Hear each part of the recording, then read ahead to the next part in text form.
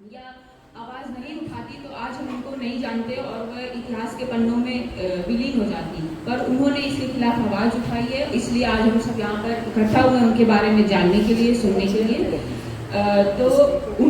मैं उनका जीवन एक शॉर्ट ब्रीफ देना चाहूँगी कि वह उनका विवाह 11 वर्ष की उम्र में एक वैसे व्यक्ति के साथ हो जाता है जिसका जो उनसे 20 या 25 साल बड़ा होता है, जिसकी उम्र 35 वर्ष होती है। वह उनके साथ उनसे शादी करता है बस इसलिए कि एक महिला को अपने घर लाए, अपने घर की काम करवाए, उसके साथ सेक्सुअल अब्यूज़ करे या हम कह सकते हैं डोमेस्टिक वायलेंस करे। तो वह उस शादी में मैरिटल रेप का शिकार भी होती हैं, जिसके खिलाफ वह आवाज़ उठाती हैं और कुछ समय बाद वह उस शादी से निकल जाती हैं। और मतलब अगर आप नॉर्मली देखें तो कोई भी महिला उस समय अगर उसके साथ डोमेस्टिक वायलेंस हो रहा है या सेक्सुअल अब्यूज़ हो रहा है तो वह कभी नहीं निकलेगी। जिस समाज में वह रही है या जिस टाइम लाइन की हम बात करते हैं या टाइम फ्रेम की बात करते हैं, तो वह उससे बाहर निकलती हैं। उस समय महिलाओं को इतना आगे बढ़ना, निकलना या बोलना, अपने जो उनके साथ एक्सप्लॉयटेशन हो रहा है उसके खिलाफ बोलना उस समय इतना प्रचलित नहीं था। पर वह उसके खिलाफ आवाज़ उठाती हैं और वह उस शादी से निकल जाती हैं। शादी से निकलने के बाद क्योंकि उसमें उस शादी में उनके साथ जिस हिसाब की एक्सप्लॉयटेशन हुआ या जो भी अब्यूज़ हुआ वह हम सोच भी नहीं सकते। एक 11 साल की बच्ची 35 साल के एक आदमी के साथ उसका रेप होता है या उसको वह मारता है, पीटता है, उसके खिलाफ वह आवाज़ उठाती हैं और वह निकल जाती है। जब वह निकलती हैं तो फिर वह अपने घर जाती हैं और हम देखते हैं कि जब वह अपने घर जाती हैं तो वहाँ पर भी समाज उनको एक्सेप्ट नहीं करता है। बिकॉज अगर आज भी हम देखेंगे, अगर कोई महिला शादी से निकलती है, अगर वो फाइनेंशियली इंडिपेंडेंट है, पढ़ी लिखी है, तब भी हम उसको एक्सेप्ट नहीं करते हैं। तो आप सोच सकते हैं उस जमाने में फूलन देवी ने जब आवाज़ उठाई या वह अपने घर वापस गई तो सोसाइटी उन्हें एक्सेप्ट नहीं करती है। जब हम 2024 की बात करते हैं तब हम एक्सेप्ट नहीं कर पा रहे हैं महिलाओं को कि वह एक पुरुष के बिना भी अपनी लाइफ स्पेंड कर सकती है और जीवन व्यतीत कर सकती है। तो उस समय आप कैसे सोच सकते हैं कि सोसाइटी उनको एक्सेप्ट करे? तो सोसाइटी उनके खिलाफ काफ़ी ज़्यादा एक्सप्लॉयटेशन के लिए होता है। और हम देखते हैं कि कुछ समय बाद जो मतलब वह एक so called lower caste community से थी, जो कि कम्युनिटी मल्ला कम्युनिटी थी। तो वो एक निचले तबके से आती हैं, जो कि जाति व्यवस्था समाज के द्वारा बनाई गई है। तो समाज ने ही मतलब उस कम्युनिटी को निचले हायरार्किकल ऑर्डर में एक नीचे रखा, नीचे पायदान पर रखा था। तो जब वह अपने घर वापस जाती हैं तो जो सो कॉल्ड अपर कास्ट है, मैं अगर उस कम्युनिटी का नाम लूँ तो ठाकुरों द्वारा उनका रेप होता है, उनको रेप करके फेंक दिया जाता है।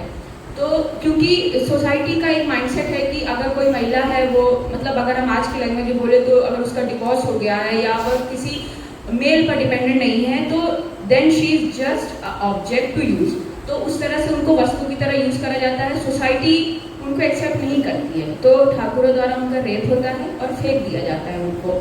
फिर उसके बाद जो उनके साथ वह लड़ते आ रही हैं या अपने खिलाफ लोगों के खिलाफ आवाज़ उठाते आ रही हैं, कुछ समय बाद वह इसके खिलाफ आवाज़ उठाने के लिए बिहार के जंगलों में एक बागी का ग्रुप था, उसको ज्वाइन करती हैं।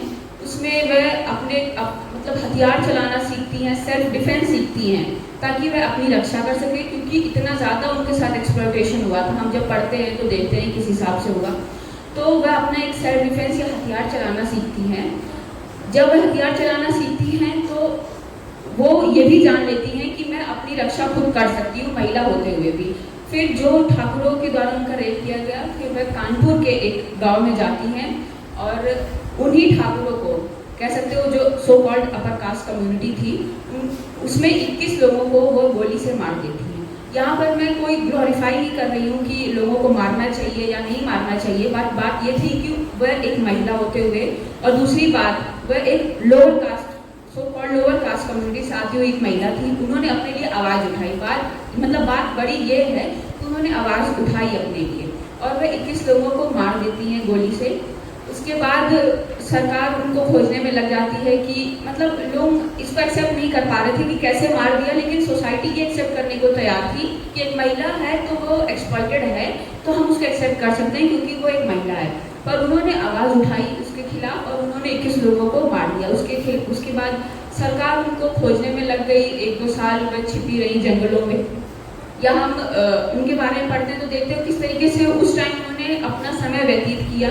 सरकार कई तमाम तरीके की कोशिशें करती रही, वह जंगल में छिपी रही, पानी के लिए तरसी, और लास्ट में जब उनको मतलब लगा कि अब नहीं वह मतलब बच सकती हैं, तो उन्होंने सरेंडर किया सरकार के सामने। और वह जब सरेंडर करती है तो दुर्गा जी की मूर्ति रहती है, महात्मा गांधी की मूर्ति रहती है, तो वह उसके सामने अपने हथियार डाल देती हैं और कई सारी कह सकते हैं शर्तों के साथ वह हथियार डालती हैं कि जो भी बागी हैं या जितने भी लोग हैं उनके बच्चों की मुफ्त में शिक्षा होगी, हम कह सकते हैं। उसके बाद वह 11 साल जेल में रहती हैं। जब वह जेल में रहती है 11 साल, तो हम समझ सकते हैं कि एक महिला अगर जेल में है तो उसके साथ किस तरीके की जातियाँ हो सकती हैं, चाहे वो सेक्सुअल हो, फिजिकल, मेंटल, इमोशनल, हर तरीके की उनके साथ अब्यूज़ होता है। उसके बाद वह जब 11 साल बाद जेल से निकलती हैं तो समाजवादी पार्टी के आदरणीय नेताजी उनको मिर्ज़ापुर से चुनाव लड़वाते हैं और वह चुनाव जीत जाती हैं। चुनाव जीतने के बाद संसद में पहुंचती हैं, एक सांसद बन के मिर्ज़ापुर से, और हम देखते हैं कि वह कुछ दिन तक अपने सदन में अपना रही होंगी। उसके बाद उनकी हत्या कर दी जाती है।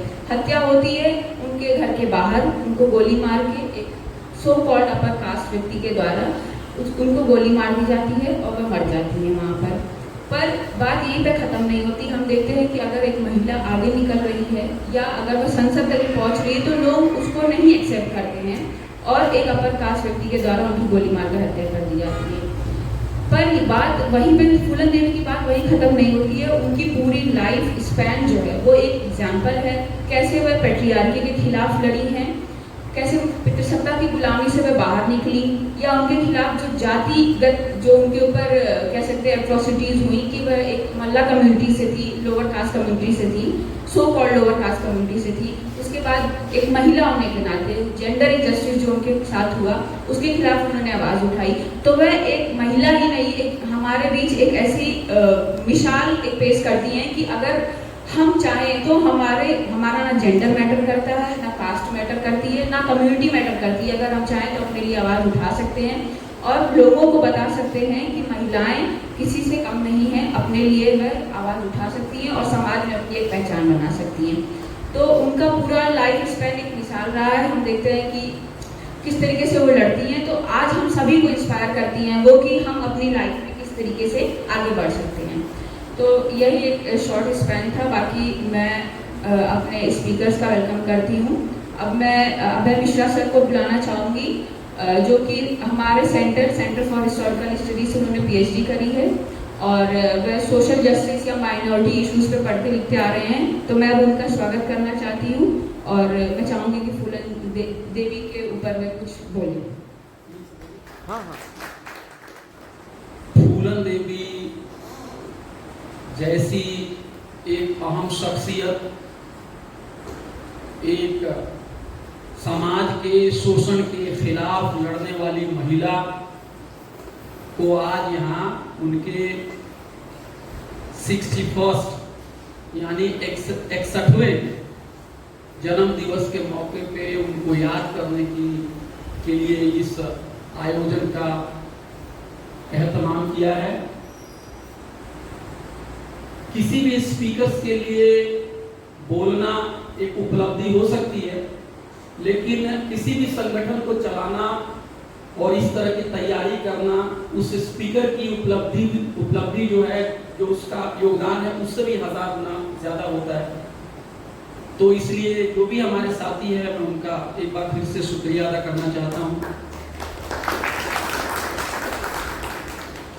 फूलन देवी जी के बारे में मेरे से पहले मेरे साथी ने उनकी जिंदगी का कुछ न कुछ खाका आपके सामने पेश कर दिया।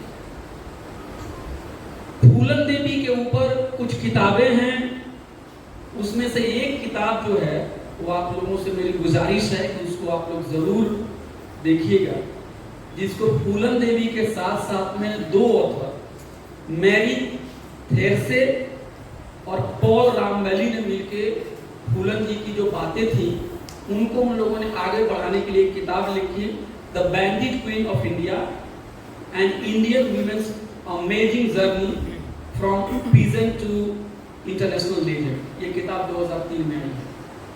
तो ये किताब के अंदर में अच्छी बात ये है कि ये किताब फूलन जी चूंकि पढ़ी लिखी नहीं थी, तो वो जो कुछ भी कहती थी उन बातों को लोग सुनते थे और उसको टाइप कर लेते थे या लिख लेते थे, और फिर बाद में फूलन जी को सुनाई जाती थी वो बातें, और फिर उसमें वो तरमीम भी करती थी, बदलाव भी करती थी, और हर पेज के ऊपर फूलन जी का सिग्नेचर भी है।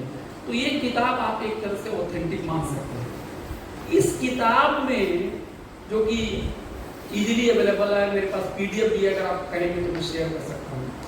पता नहीं हिंदी में आई है कि नहीं, हिंदी में भी आनी चाहिए किताब। इस किताब में एक बात, बहुत ही दिलचस्प बात ऑथर ये कह रहे हैं अपने इंट्रोडक्शन में कि फूलन देवी जी शायद उत्तर प्रदेश के सैकड़ों साल के जो डकैती का जो इतिहास है उसमें से तीसरी डकैत नेता या डकैत लीडर थी। तो ये बात फैक्चुअली बिल्कुल सही है। किताब का टाइटल है बैंडेड क्वीन, ये भी एक तरह से सही है। बैंडिट को आप अंग्रेजी में गूगल कीजिए, तो अंग्रेजी में क्या बात आती है बैंडिट के बारे में? थिक, ये चोर और ये लुटेरे लोग जो हथियार के जोर पे लोगों का माल छीन लेते हैं। मुझे लगता है कि किताब जो है उसका एक टाइटल रखना पब्लिशर की एक मजबूरी होती है, बहुत सारे कंडीशंस होते हैं, लेकिन फूलन देवी जी को बैंडिट क्वीन कहना, मुझे लगता है कि उनका जो आंदोलन है उसको भी सही तरह से उसका आकलन नहीं हो पाता। बैंडिट वो कोई सामान लूट नहीं रही थी, वो किसी का सामान छीन नहीं रही थी, बल्कि उनकी इज्जत, उनकी इंसानियत, उनकी महिलापन, उनके समाज के लोगों का जो इज्जत है, जो उनके जीने का जो अधिकार है, उसको एक जातिवादी समाज छीन रहा है। तो बैंडिट जो हैं वो लूटने वाले हुए, उस लूट के खिलाफ लड़ने वाले रेबेल हुए। क्या बात। तो मुझे ये लगता है कि जो वंचितों की जो लड़ाई है उसमें हमें अपने शोषण के बारे में जरूर लिखना है, जो भी शोषण होता है, लेकिन शोषण की कहानी ही कह के अगर आप रुक गए तो वो कहानी आधी कहानी है, वो कहानी पूरी नहीं हुई। संघर्ष की कहानी को भी आपको लिखना होगा। इसलिए मुझे लगता है कि मैं अगर आज पब्लिशर होता या मुझे किताब लिखनी होती तो मैं कहता फूलन देवी बैंडेड क्वीन नहीं, डाकुओं की महारानी नहीं, बल्कि इटर्नल रेबेल, तो हमेशा जो विद्रोह कर रही है, और वो विद्रोह अपने लाभ के लिए नहीं कर रही है, किसी नेता से टिकट पाने के लिए नहीं कर रही है, बल्कि उसके स्वभाव में विद्रोह है। जहां कहीं पर भी उसको असमानता, जहां कभी भी भेदभाव देखने को मिलता है। तो मुझे लगता है ये मेरी राय थी, मेरा एक कमेंट था, क्योंकि सर जब आप किताब पढ़ते हैं तो आपका दिमाग भी कुछ काम करता है। वो बैंडिट क्वीन है actually, there is no doubt about, क्योंकि कहा गया है कि वो तीसरी डाकू की लीडर थी उत्तर प्रदेश के इतने बड़े इतिहास में। और जब विक्रम मल्लाह जी के साथ वो गैंग में जब आती हैं तो वो जो एक महिलाओं के बारे में होता है ना, आजकल के हमारे नेता हर बात पे कहते हैं कि आप चूड़ियां पहन लो, तो तुम लोग घर में घुस जाओ, तुम्हारे अंदर में मर्दानगी नहीं है। फूलन देवी ने दिखाया कि मर्दानगी उनके अंदर में, तथाकथित मर्दानगी, और उस मर्दानगी का मतलब आपको लगता है कि ताकत और घोड़े पे चढ़ना और दौड़ना और लड़ाई करना और बंदूक चलाना है, और तो उसमें फूलन देवी जी भी किसी से कम नहीं है। तो मुझे लगता है वो एक रेबल थी। अब देखिए बहुत ही अफसोस की बात है सर कि इस देश में जो सवर्ण के द्वारा नेतृत्व वाली जो मीडिया है वो भी फूलन देवी को एक खास तरह से उनका कैरेक्टर बनाने की कोशिश करता है कि वो डाकू थी, तो लुटेरा थी, तो किसी जातियों के लोगों की उन्होंने हत्या कर दी। और यहाँ तक सर जेएनयू जैसी बड़ी यूनिवर्सिटी में हमारे यहाँ नारीवाद करके एक चर्चा चलती है, जिसको हम लोग अंग्रेजी में कहते हैं फेमिनिज्म। तो हमारे यहाँ भी जो नारीवाद के ऊपर जो लिखने वाले और पढ़ने वाले और लेक्चर देने वाले जो प्रोफेसर्स हैं, उन्होंने कभी फूलन पूलन देवी जी की बायोग्राफी को अपने निसाब में, अपने सिलेबस में नहीं लगाया। मुझे ज्ञात नहीं है कहीं लगा है कि नहीं। लेकिन जो यूरोप में कोई ऐसी महिला आंदोलन से जुड़ी हुई कोई हो, तो उनका, या कोई ऊंची जाति की कोई ऐसी महिला हो, तो उनकी किताब को पढ़ाने में ये लोग बहुत आसानी से उसको यूज करते हैं। उस कंटेंट को क्यों करते हैं? ऐसा नहीं है कि वो देसी लोगों से उनको प्रेम नहीं और विदेशी राइटर से उनको प्रेम है। वो चाहते हैं कि जो भी व्यक्ति आपके समाज में घटित जो अन्याय के खिलाफ बोले उसको दूर करो। अगर बाबा साहब अम्बेडकर को जो सवर्ण जाति के लोग गले से नहीं लगाते हैं, अगर यही बाबा साहब अम्बेडकर कहीं अरब में पैदा हुए होते तो शायद उनको इतनी आपत्ति नहीं होती, क्योंकि ये आपके घर के प्रॉब्लम की बात कर रहे हैं। तो इसलिए मुझे लगता है कि जो नारीवाद का भी जो विमर्श चल रहा है, वो नारीवाद का भी विमर्श जो है वो भी एक तरह से पूरी तरह से ये मजबूत डिबेट नहीं है। वंचितों को कोई फायदा नहीं देगा, ये महिलाओं को भी कोई फायदा नहीं देगा। इसकी वजह क्यों है समझ लीजिए। यहाँ पे जो कॉलेज में MA, MPhil, BA के बच्चे हैं, जो नारीवादी जो लोग हैं, जो सवर्ण नारीवादी अगर उनको मैं कहूँ, ये लोग सिर्फ रिप्रेजेंटेशन तक ही बात करते हैं। महिलाएं कितनी कॉलेज में है, महिलाएं कितनी यूनिवर्सिटी में है, महिलाएं इस इदारे में कहाँ कितनी है, लेकिन कभी ये नहीं कहेंगे कि सारी महिलाएं एक बराबर नहीं होती हैं।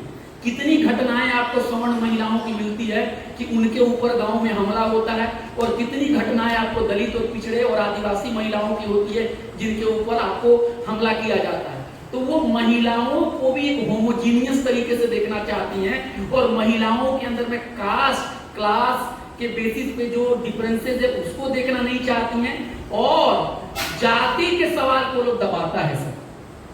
आप बाबा साहब अम्बेडकर की राइटिंग को देखिए, उन्होंने कहा है कि महिला भी शूद्र है, ऊंची जाति की महिला भी अपने समाज में बराबरी नहीं पाती है। मैं जब पूलन जी की बायोग्राफी पढ़ रहा था, तो जब उनकी शादी 11 साल की उम्र में कर दी गई, एक तरह का बच्चा विवाह ही मान लीजिए उनको, तो वहां उनको क्या किया गया, वो खेलना चाहती हैं लेकिन खेलने से रोका जा रहा है। उनको घर में बंद कर दिया जा रहा है, कोठरी में बंद कर दिया जा रहा है। ये चीज क्या सवर्ण लोगों के घर में नहीं है? गांव के अंदर में जाके देखिए, मैं बता रहा हूं, मेरे परिवार के पास में ही मैंने देखा, या मेरे परिवार में ही देखी, मेरी माता जी और मेरे घर के लोग बाहर नहीं निकल सकते। मेरे परिवार के अंदर में मैंने देखा है, जो आस पड़ोस के लोग हैं, कि जब उनकी बहू घर के अंदर रहती हैं और उनकी जो सास हैं जब बाहर आना होता है तो गेट को लॉक कर देती हैं। तो महिलाओं की पूरी मूवमेंट, उनका आना जाना, उनका बोलना, उनका बतियाना, उनका पढ़ना लिखना तो दूर की बात, सबके ऊपर कंट्रोल किया जा रहा है। तो ये कंट्रोल सवर्ण समाज में ज्यादा है, इसलिए महिलाओं की हालत सवर्णों की भी बेहतर नहीं है, लेकिन ये चर्चा का विषय नहीं है। ये बात अंबेडकर जी ने rise and fall of Hindu women में कहा कि महिलाओं की, सवर्ण महिलाओं की भी हालत सही नहीं है। राम मनोहर लोहिया को लीजिए, पेरियार को लीजिए, वो भी ये बात बार बार कर रहे हैं कि महिलाओं की सेक्सुअलिटी को भी कंट्रोल करने की कोशिश ये मध्य समाज करता है। यानी जाति जो है वो महिलाओं के सेक्सुअलिटी को कंट्रोल करने की वजह से ही बना हुआ है। बाबा साहब अम्बेडकर ने कहा, अंतर जातीय विवाह जब तक नहीं होगा और अंतर जातीय शादी नहीं होगी, आप जाति को नहीं तोड़ सकते हैं। आज लव जिहाद क्या है? लव जिहाद आपको ऊपर से हिंदू मुसलमान का मामला दिखता है, एक लेवल तक वो हिंदू मुसलमान का मसला है, लेकिन असल में लव जिहाद एक जात का भी क्वेश्चन है। मैं अपने गांव के अंदर जाता हूं तो मैं सुनता हूं सवर्ण लोगों के बीच में ये बातें कि सवर्ण जातियों की जो लड़कियां हैं उनके ऊपर जो अवर्ण जाति के जो लोग हैं, जो लोअर कास्ट और ओबीसी के लड़के हैं, वो उनके ऊपर डोरे डाल रहे हैं, हमारी इज्जत मट्टी में मिल गई। तो मैं ये कह रहा हूं कि इस तरह की अफवाह कौन फैला रहा है? कोई अफवाह इसलिए फैलाया जा रहा है ताकि महिलाओं को आप कोठरी के अंदर में कैद करने के लिए, उसको पढ़ाई छुड़ाने के लिए आपके लिए रास्ता तैयार हो जाए।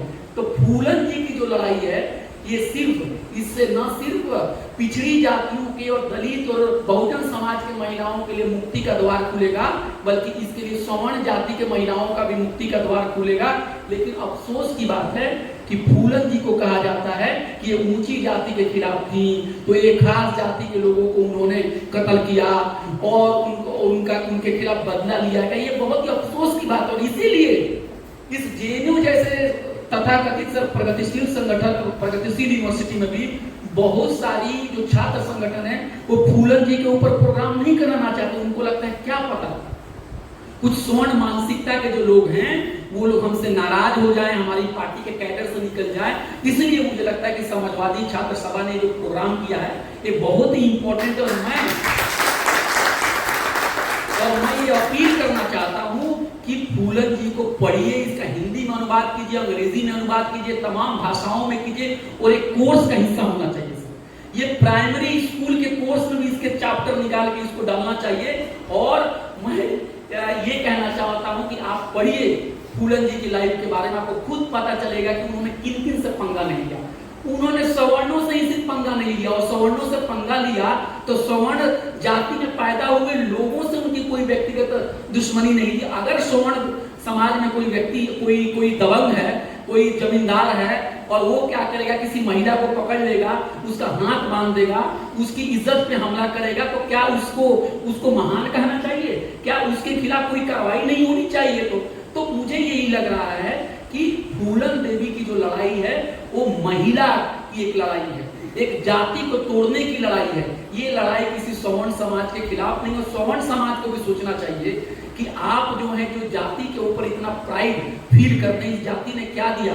सर मैं अपने गांव की बात बताना चाहता हूं। मेरे गांव में एक मल्लाह कम्युनिटी के एक हम लोगों के जानने वाले एक बड़े भाई हैं, उनका नाम है, हम लोग उनको कहते हैं गेंदा भैया कहते हैं। वो अपने जमाने के ग्रेजुएट हैं, अपने जमाने के ग्रेजुएट की आज से 30 साल और 40 साल पहले गांव में बहुत ज्यादा सवर्ण भी आपको ग्रेजुएट नहीं मिलते थे। कभी कभी मेरी वजह से जान पहचान है, मेरे दरवाजे पे जब हम आते हैं चाय वो पीते, एक छोटा सा बच्चा, ब्राह्मण समाज का एक छोटा सा बच्चा उनके लिए जब चाय लेके अंदर से जब आ रहा है तो कह रहा है एक घटवा चाय ले ली। तो बोली कि मेरा कोई नाम नहीं है क्या मेरा कोई नाम नहीं है क्या? आप मुझे घटवारी क्यों बोल रहे हो? भी आप 10 साल के बच्चे हो, मैं बीए तक पढ़ा लिखा हूँ। ये भी तो बात जो सवर्ण समाज बार बार कहता है, वो देश के बारे में बहुत चिंतित है, उसको भी तो सोचना चाहिए कि 10 साल का सवर्ण समाज का बच्चा कोई 50 साल के ग्रेजुएट व्यक्ति को घटवार कह के पुकारता है, उसकी जातिवादी नाम लेके पुकारता है। ये कहां से आया है? इसके लिए क्या फूलन देवी जिम्मेदार है? क्या फूलन देवी ने ये घर घर जाके उनके बच्चों को कहा कि आप हमें घटवार बोलिए, आप इंसान हमें क्यों नहीं मान सकते हो? तो मुझे लगता है कि फूलन देवी के बारे में जिस तरह का दुष्प्रचार किया जा रहा है ये गलत है। उनको सम्मान मिलना चाहिए, उनकी बातों को पढ़ाया जाना चाहिए। और दुख की बात है कि आज हम उनका 61वां जन्मदिन मना रहे हैं और वो हमारे बीच में नहीं है। वो आज हमारे बीच में होती तो आज सांप्रदायिकता विरोधी लड़ाई में वो आगे होती। आज जातिवादी जो पॉलिसियां बन रही है उसके विरोध में होती। एक बात याद रखिए, बस 2 मिनट में अपनी बात खत्म करूंगा कि फूलन जी की राइटिंग में जो मैंने कहा कि वो इटर्नल रेबल है, हमेशा लड़ने वाली लड़ाकू है। उन्होंने किस किस से नहीं लड़ा? सिर्फ उन्होंने क्या सवर्णों से लड़ा? क्या उन्होंने अपने घर वालों से नहीं लड़ा, जिन घर वालों ने उनका तिरस्कार किया? क्या उन्होंने अपने शौहर से नहीं लड़ा? क्या उन्होंने अपने ससुर से नहीं लड़ा, जिन लोगों ने उनको घर के अंदर में कैद किया? एक बिहारी नाम का भी व्यक्ति है जो बिहारी के पास बड़ी जमीन होती थी और उनके पास बड़ा घर होता था और उनके घर से जब लोग निकलते थे तो बिहारी परेशान करते थे। और मैं जब बिहारी का कैरेक्टर में देख रहा था तो मुझे ये बात समझ में आती थी कि किस तरह से सवर्ण जाति के लोग लोअर कास्ट लोगों को अपने घर से गुजरने नहीं देते हैं और उनका शौचालय जाना भी मतलब एक तरह से उसका बायकाट करते हैं। तो ये जो चीजें हैं, प्रॉपर्टी का जो एक एंगल है, इसके खिलाफ भी वो आवाज उठाई और धर्म के ऊपर भी सवाल उठा रही है। धर्म के ऊपर किन सवाल उठा रही है? सुनिए, ये अपने पिताजी से बार बार पूछती है फूलन जी कि गॉड कहाँ रहते हैं, परमात्मा कहाँ है? तो छोटे बच्चों का होता है ना सवाल, छोटे बच्चे के तो होते हैं बड़े खतरनाक। तो छोटे बच्चे के सवाल जब खतरनाक होते तो पिताजी क्या कहता है, अरे गॉड कहाँ रहता है, तुम ही बताओ गॉड कहाँ रहता है? गॉड जंगल में रहता है। तो फूलन जी ये सवाल पूछ रही है कि उनके समाज में लोगों के पास जमीन नहीं है, उनके समाज में लोगों के पास कपड़े नहीं है। खुद फूलन जी के पास एक ही जोड़े कपड़े थे, उनके परिवार में किसी के पास जूते नहीं थे। वो जब किसी के गली से गुजर रही तो उनका रास्ता रोका जा रहा है। तो ये क्या वजह है कि वही तकलीफ में झेल रही हैं? और मल्लाह कम्युनिटी के लिए क्या भगवान नहीं है? उनके लिए क्यों नहीं भगवान कुछ कहता है? तो वो गॉड के ऊपर भी क्वेश्चन कर रही है। और ये बात भगत सिंह भी ऐसे ही वो why I am not atheist, Bhagat Singh ने जो छोटी सी पंफलेट लिखा कि मैं नास्तिक हूं, उसमें भी यही सवाल करेंगे अगर खुदा है तो खुदा है तो हम लोग इतने दुनिया धरती में भूखे और बेरोजगार और हमारा शोषण क्यों हो रहा? तो फूलन जी की राइटिंग में समाज में जहां भी असमानता है उसके ऊपर उन्होंने क्वेश्चन किया। सिस्टम ने जिस तरह से उनको परेशान किया कि उनसे कहा कि आप सरेंडर करो और हम आपके चार्जेस को खत्म कर देंगे, लेकिन फिर धोखा किया गया, 11 साल जेल डाला गया। और मुलायम सिंह यादव जी का भी हम लोग को आज शुक्रिया अदा करना चाहिए कि वो व्यक्ति जब होम मिनिस्टर होता है वो व्यक्ति फूलन जी के तमाम चार्जेस को खत्म करके उनको मुख्य धारा में लाने की कोशिश करता है। और उनको लगता है कि अगर ऐसी महिला पार्लियामेंट में पहुंचेगी, नीति निर्धारक जगहों पे होगी तो समाज और आगे बढ़ेगा। लेकिन कुछ ही दिनों के बाद उनकी भी हत्या कर दी जाती है। देखिए जरा कंपैरिजन कीजिए कि एक तरफ बिल्किस बानो के रेपिस्टों को छुड़ाने के लिए एक सरकार आती है, उसका महिमा मंडन होता है, और एक तरफ एक दूसरा व्यक्ति है जो पिछड़े समाज की महिला को पैदा होते ही जब तक वो जिंदा हैं तब तक उनको सताया जा रहा है, उनको न्याय देने के लिए उनको जेल से छोड़ने के लिए मुहिम चलाता है। दो लोगों की पॉलिटिक्स कैसे अलग अलग है। इसलिए आज हम लोगों को मुलायम सिंह यादव जी को भी याद करना चाहिए। उन्होंने भी अपनी जिंदगी में बहुत ऐसे फैसले लिए हैं जो हिस्टोरिक है, और बात तो बहुत है। हमारे साथ और भी भाई हैं और और अपनी बातों को आगे रखेंगे। मुझे तो यही लगा कि कम से कम आज यूनिवर्सिटियों को, कॉलेज को आखिरी कंक्लूजन में ही कहूंगा, एक बार फिर से अपने दिल पे हाथ रख के सोचना चाहिए कि फूलन जी को क्यों आप उनको इस तरह से उनका जो चरित्र है उसका हनन कर रहे हैं, या उनकी कारकर्दगी, उनके योगदान को आप नहीं स्वीकार कर रहे हैं, यूनिवर्सिटियों से क्यों बाहर है। सर आज तक जितने भी अवार्ड मिले हैं और जितने भी पुरस्कार मिले हैं, अगर आप उसको लिस्ट को देखेंगे तो 90% और 95% उसमें श्रमण जाति के लोग ही होते हैं। फिर भी इसीलिए हम लोग कई बार कहते हैं कि अवार्ड को और ये सारी चीजों को हमें नहीं मानना चाहिए, लेकिन फिर भी अगर अवार्ड की कुछ गरिमा को, उसका भरम बचाना है तो क्यों नहीं फूलन जी को ही कुछ ना कुछ अवार्ड, कुछ ना कुछ उनको मरने के बाद ही सम्मान मिलना चाहिए। मुझे लगता है कोई लोग हो सकता है मेरी बातों पे हंसेंगे, क्यों नहीं हम लोग यहाँ से उनके लिए भारत रत्न देने की बात करें,